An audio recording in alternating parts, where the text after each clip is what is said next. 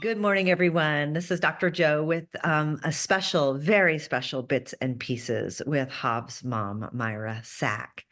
And Myra and are going to be talking today about the release of Javi and her new book. It's a beautiful, beautiful, tender, painful, poignant book about Javi's life and Javi's death. And so I thought we could have a little conversation, Myra, about the book and why you wrote the book and Javi. So, as you know, different types of people watched bits and pieces from all over, some on Facebook, some on Instagram, some on YouTube directly. Can you tell us a little bit about Javi? Yeah, of course. Thank you, Dr. Joe. Thanks for having me. So Javi is my oldest child. She was my first daughter. She was born 2 years to the day of my husband Matt and my wedding anniversary, September 4th, 2018. And when she was born, she was strong and beautiful and big-eyed, and then over the course of about a year, the first year of her life, we started noticing some delays in her development. And after a sort of 3-month diagnostic odyssey, we got a fatal diagnosis of Tay-Sachs disease, which is a neurodegenerative disease that you can actually screen for before you conceive, which we did. My husband Matt and I were both tested for Tay-Sachs, and tragically, an ordering physician made an error on Matt's carrier screening and misreported him as negative. And so we got pregnant thinking we were going to have a healthy child. And so Javi's second year of life, which would be her last year of life, was really a slow, painful, and beautiful and profound sort of declination of all of the things that should be going the other way in terms of physical and intellectual development at that age. And then Javi died January 20th, 2021. And so she was 2 years and 4 months and 16 days when she died. And Dr. Joe is wearing purple because purple is the essence of Hav. It was the color that she looked the most beautiful in. And she had, I think, as John O'Donohue talks about, this sort of rounded, substantiated beauty about her that spoke to us in a way that was incredibly profound and still is. Mm. Tell me about, can you talk a little bit about her death? You and Matt really engaged some extraordinary ritual in saying farewell to her, which was a long farewell. Yeah. Yeah, we had the tremendous benefit of meeting you, of meeting Dr. Joe, after Javi was diagnosed, but well before she died, well before in the land of the bereaved, which obviously is a condensed timeline for us. But and we really began ritualizing our grieving a few days after Javi was diagnosed. And it was this idea that came to us about how we might be able to celebrate, honor, be with Javi in a meaningful way more often than just celebrating a birthday every year, because she wasn't going to get many birthdays. And so we crafted this concept that was just, we just intuited it. It was sort of cellular, that we would combine a birthday with the Sabbath, with Shabbat, and call them Shab-birthdays. And we would celebrate the shit out of her and not sort of pretend pain away, and only invite people who could see her as sacred and not scary. And we ended up having 57 of those Shab-birthdays, and it was a way to move with the hardest thing and to sort of move 1 week to the next, which felt like the only time horizon that I could sort of stomach. Yeah. Yes. Yeah. And thus the name of your book. Yes, 57 Fridays. And still we honor Shab-birthdays. And and we forged ahead with the concept of Shab-birthdays despite having a rabbi tell us not to. Um, when we conceived of the idea, we ended up consulting with a rabbi, and this particular rabbi said, "I don't think that's a good idea." And we said, "Why?" And she said, "Because how are you going to honor Fridays, the Sabbath, after Javi dies? It's going to be too painful." And I think that anecdote and that moment really represents, I think, the greatest challenge that grieving people experience, one of which is this fear of Yeah. getting close to the most painful things and the power of being proximate. Right. Right. Right. That's right. Because fear gets in the way of love. It doesn't facilitate it. Right. And so unfortunately, that was not the right choice for you. That would not have been the right choice for you to forego those, because I know how meaningful that time with her, even in the aftermath of her death, has been for you and Matt and your family. Yeah, yeah, exactly. Yeah. Yeah. Can you tell those who are watching, can you tell a little bit about Hobbs' death and some of the decisions that you made around Hobbs' death, which this is a hard discussion to have, and it might be a hard discussion for some people to hear. So we'll just spend a minute or two on that and how you feel about it now. Yeah, we opted against any kind of medical intervention that would possibly prolong Javi's life, but not enhance her quality of life at all. And so what that meant was that we took care of her in the home for her entire life, up until the moment she took her last breath, which was on my chest in our bed.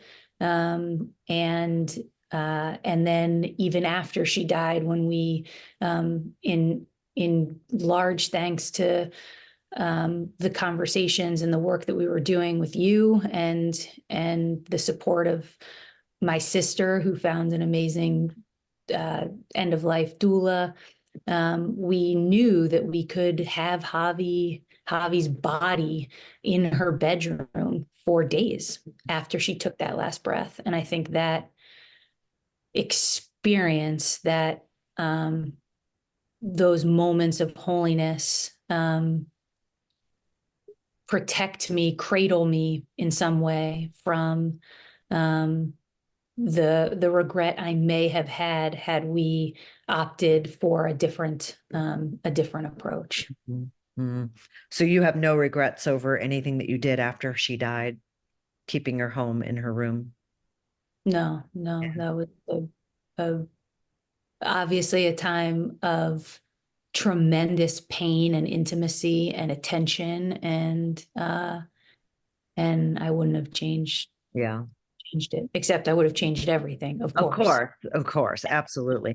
And Yeah. I mean it's hard. It can be hard sometimes for people to hear this, because for grieving parents especially to hear this, because a lot of grieving parents aren't told about home funerals and the option to keep their child at home. I wasn't told. And that's the reason I talk about it, is because I had someone told me, it's very painful for me that I turned her over to someone else at the end of her life. Had someone told me, I know I would have been one who opted for a home funeral. So, yeah, so I think it's a choice that not everyone will make, but I think it's something that people need to know, that if it's available to them in their area. You talk a little bit about this in 57 Fridays, right? Yeah, yeah. No, um, I I think that some of the writing process for me and for Matt was really about learning to be in conversation with ourselves, each other, with Javi. And so that period of time is chronicled in a way that is, and chronicled in real time, that I think removes this distancing effect that that happens as time passes. And so I'm grateful that it's a part of her Hmm. story, and that hopefully it can be of some service or sort of comfort to those who are considering their options. Yeah, for sure. I mean, for parents who are considering their options if their child has been diagnosed with a fatal illness, and also for educators, like also for therapists and palliative care doctors, and for people who work on palliative care teams and hospices, for people who work in hospitals, because this is something that is an option for people, but people often don't know how to talk about it. They don't know that for people who really want to do this, the regret is very, very rare. I very, very rarely hear people who opt for a home funeral. I very rarely hear them say that they wish they hadn't. Right, Yeah. right. Makes sense to me. Yeah. Tell me about what, as you were writing the book, tell me about what surprised you the most. What was it like for you, and what surprised you the most about writing Javi's life story? Hmm.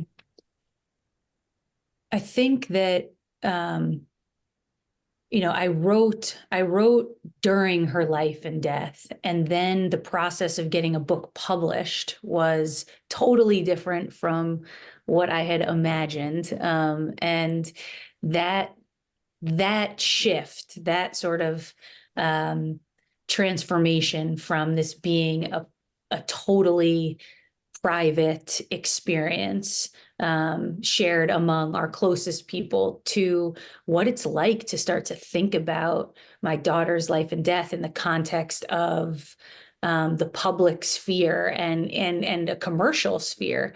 And so I think what surprised me was how painful actually that sort of uh, the moving back and forth between those spaces. They're very different, aren't they? Totally. Yeah. Yeah. Yeah. And how exhausting and sometimes infuriating.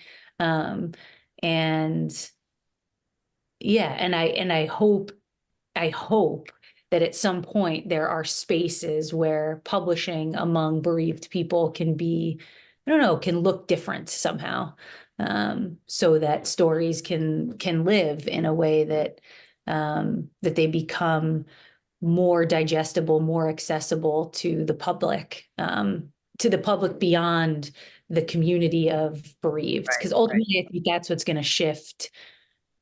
to shift care for people like us, is the more that language of loss becomes accessible, I think. Yeah. Yeah. And it's interesting because in some really significant and pragmatic way, the public has to be motivated to hear these stories. Like, Yeah. people can't be afraid of the stories. They have to be willing to read about a 2-year-old dying. And if they have a 2-year-old at home, be able to sit with the fear of, oh my gosh, 2-year-olds die, and 15-year-olds die, and 25-year-olds die, and 45-year-olds die. Uh, because it's not something that we typically talk about, right? We talk about gerontological loss. We know everybody knows old people die. It's very sad when we lose our elderly parents or grandparents, but that's Right. more commonplace, right? We have to get people talking about this. And one way to do that is through literature and through reading, but they have to set their fear aside. And I think it's this kind of, don't you think it's kind of like this fear of contagion? Like, if I read about it, what if it happens to me? Yeah. Yeah. No, and we experience that sometimes, people, Yes. yeah, Yeah. of course, Yeah. turning away.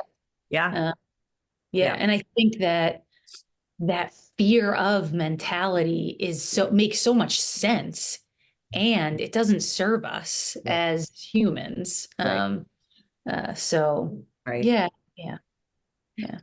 Your book, in your book, you talk a lot about the things that were so helpful for you, which is why it can be so edifying for someone who's not experiencing a traumatic death.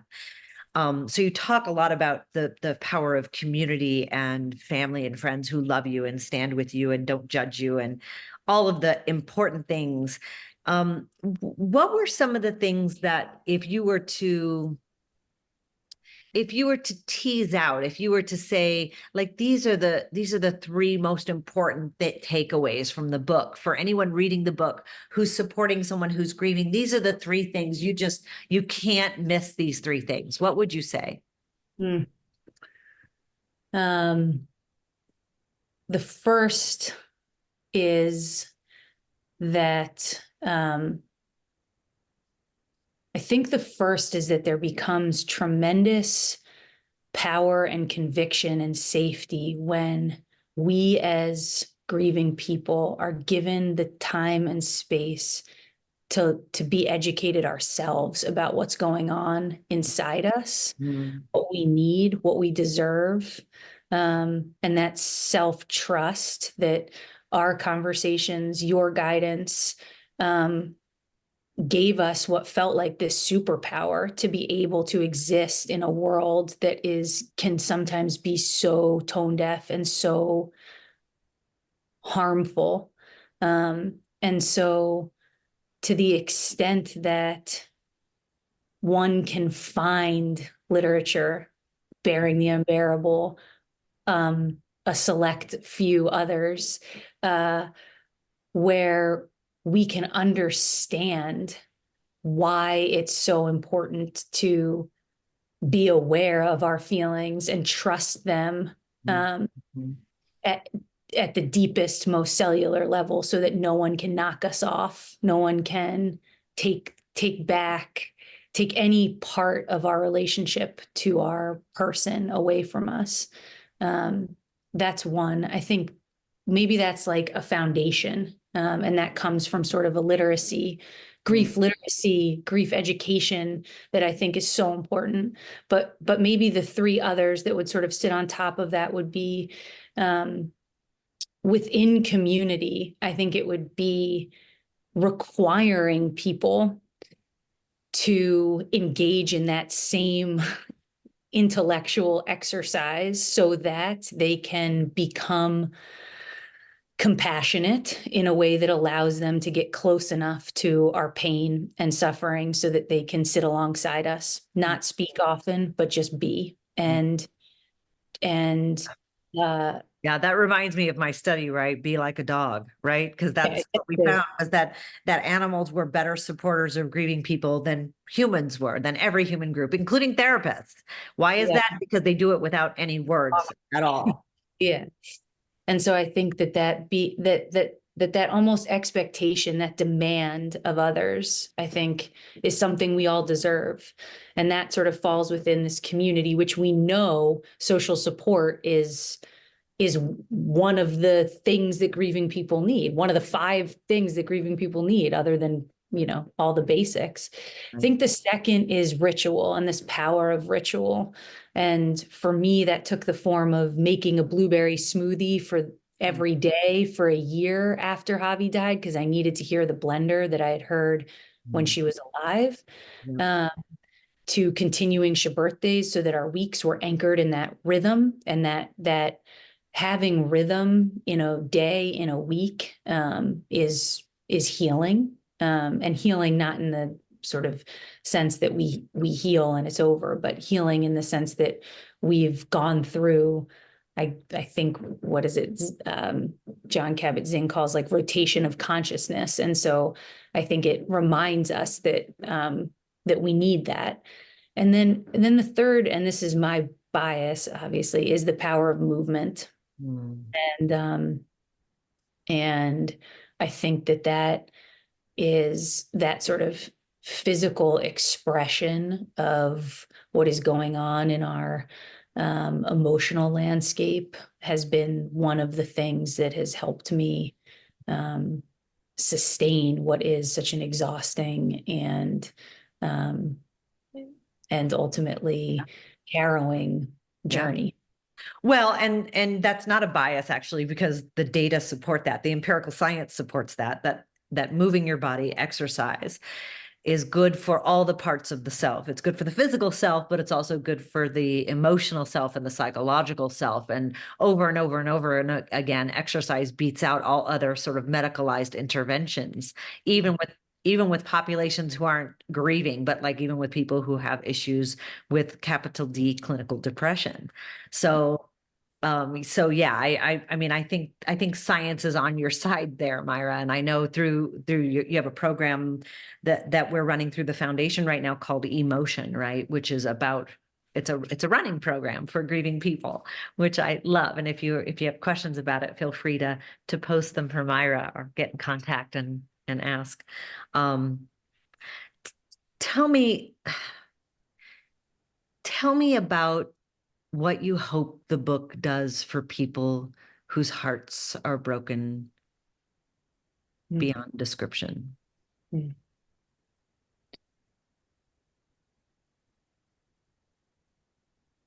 I hope that the book first could serve as some companion, some source of safety, some source of feeling seen, feeling like that shattered part of you Mm, deserves to be shattered mm, and deserves to be honored and um, deserves to be known and understood by people who should be showing up for you. mm, Um, I think, secondly, that the person who has died in your life um, deserves to be known mm, and known by people who never had the chance to meet them, mm, that never knew, weren't a part of their biography because their life was cut short. mm, Uh, and that it inspires each of us, you, to tell your story and share your person so that the community of people who can come to know and love them grows. mm. Yeah, bringing her forward, Yeah. Yeah. bringing them all forward because they're worthy of remembering. Yeah. I'm wondering if you could read a passage from the book for us. Um, yeah. Let's see.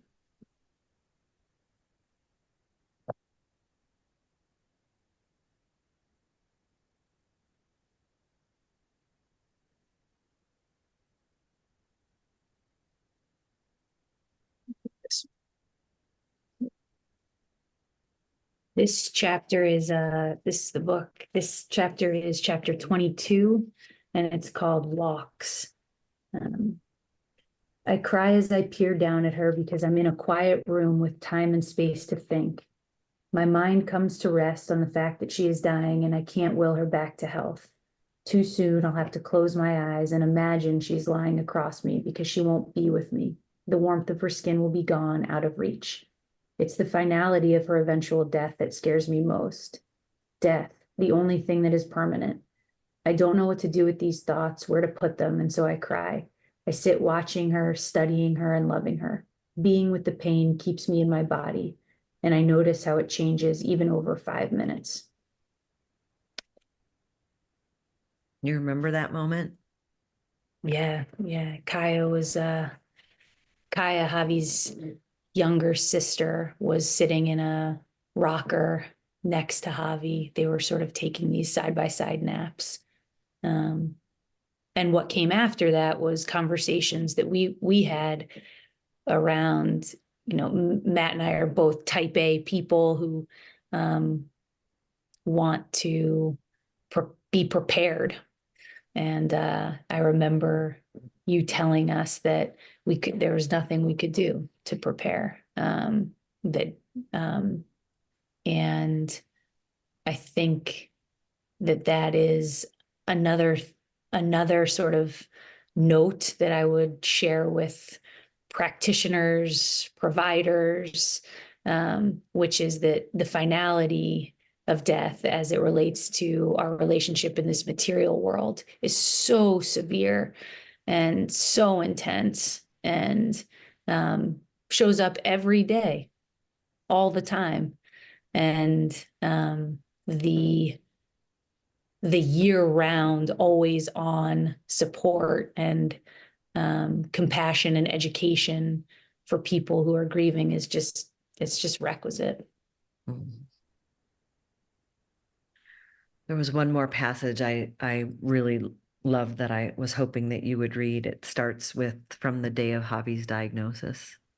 Do you remember that one? Yep.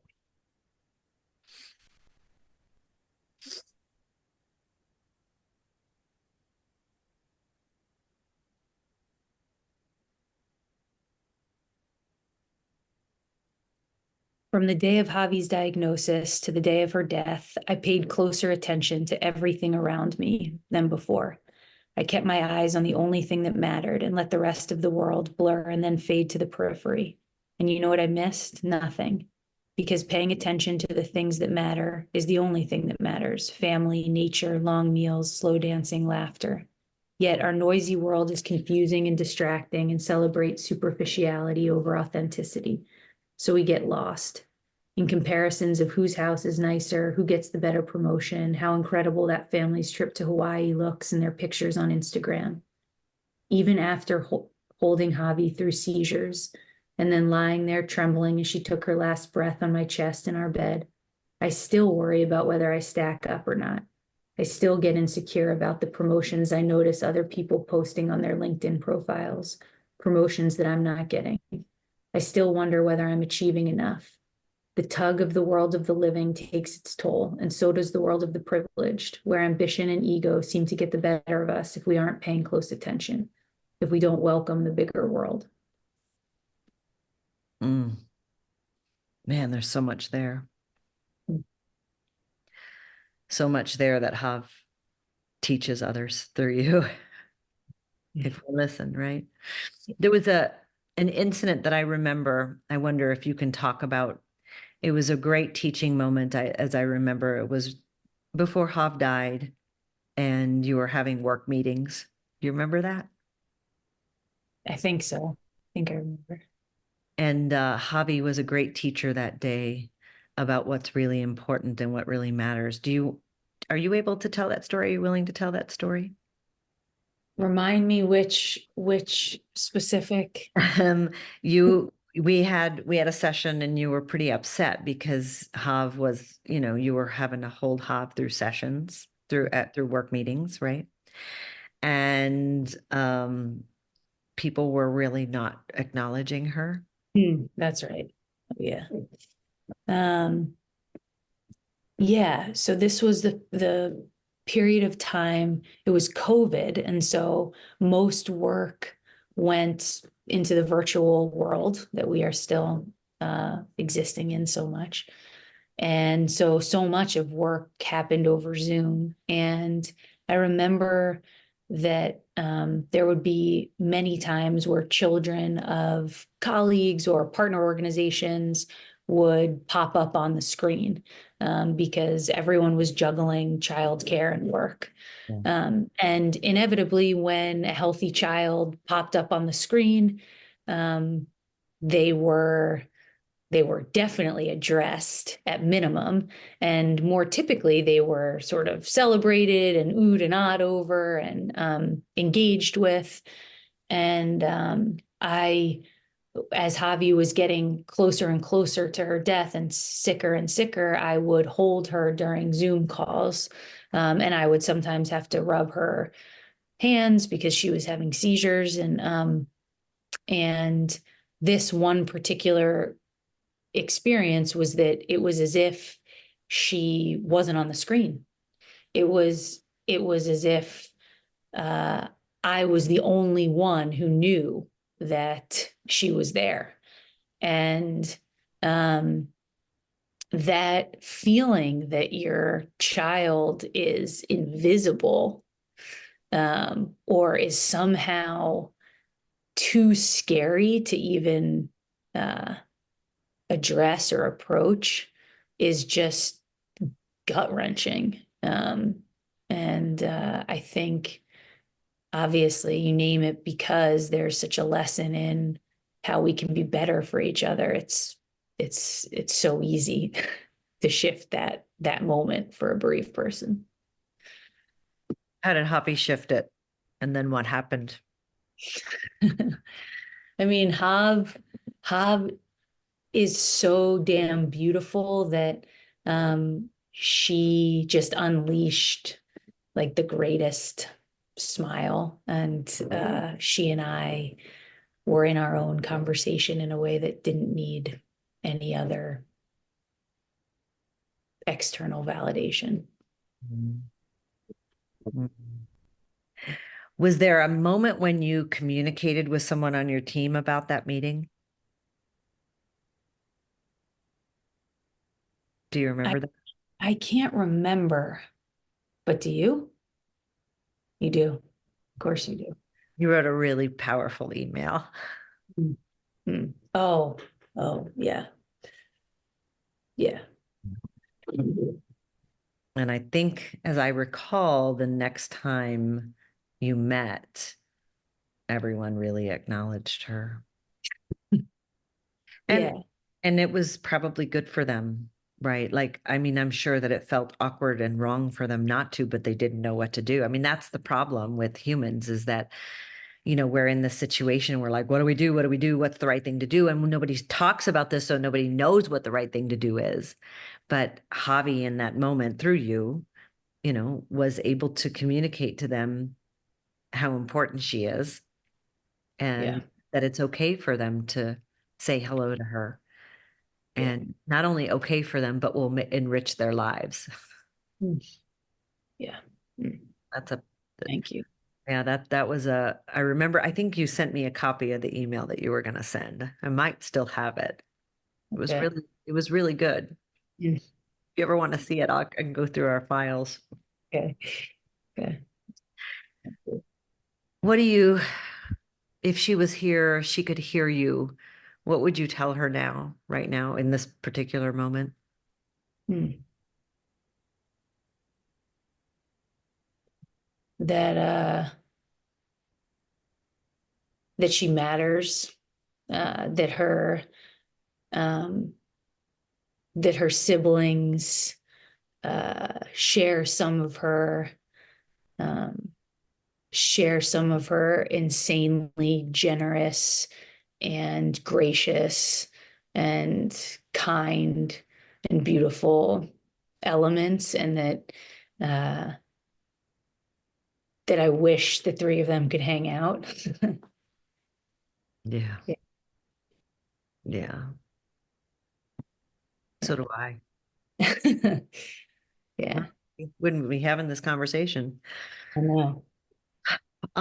Is your book available right now? Is it It's really? available pre-order right now, and then it's on sale starting April 2nd. So essentially, yes, like a couple days. Yeah. Yeah. And by the time everyone hears this, it'll be available. So go on to Amazon and pick up your copy of 57 Fridays, Hobbs' story as told through her mom's heart and eyes. It's a beautiful read. You'll need a box of tissues for it. And it's one of those books that changes you for the better when you read it. Stuff for Joe. Yeah, as Javi does. Mm. Yeah. Thank you, Myra. Thank you for the conversation. Thank you, everyone, for listening. This is Myra Sack and Dr. Joe with a little bit of a longer bits and pieces.